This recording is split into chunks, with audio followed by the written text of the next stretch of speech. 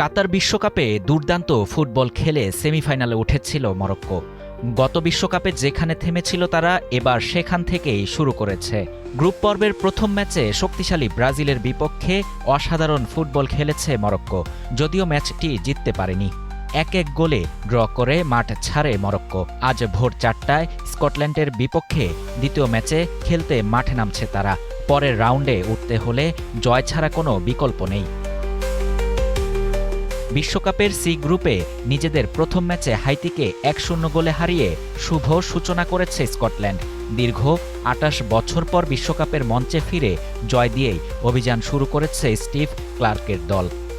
আমাদের উঠে দাঁড়াতে হবে, স্পিড, সকল অন্যায়ের বিরুদ্ধে রুখে দাঁড়ানোর এনার্জি পার্টনার। আজ ড্র করলেই পরের রাউন্ডে ওঠার ভালো সম্ভাবনা থাকবে তাদের।